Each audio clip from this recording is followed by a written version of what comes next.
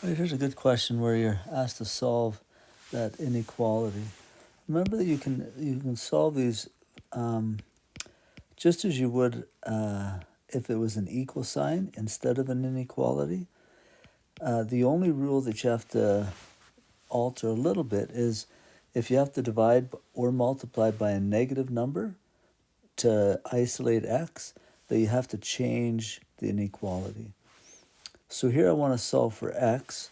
So yeah, here I'm going to have to divide this by -5, and I'm going to have to divide this by -5. So on the right side, the negatives cancel, the 5's cancel. I'm just left with x, and that's what I'm looking for. But because I divided by a negative, that inequality, instead of a less than or equal to, has to change to a greater than or equal to.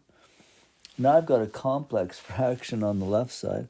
Let me rewrite it like this, -6/7. Instead of writing divide like that, I'm going to write divide like that. Divide by -5.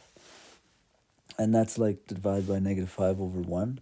So with dividing, you can change the divide to times, and you'd find the reciprocal of that second fraction, greater than or equal to x. And then the two negatives will cancel, and I'll have 6 times 1 is 6, 7 times 5 is 35.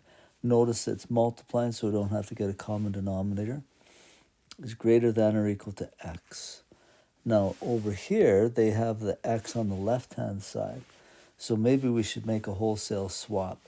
When you make a wholesale swap, moving one thing to the other side, you have to change, again, that inequality. So I'm going to have x, instead of greater than, it'll be less than or equal to 6/35.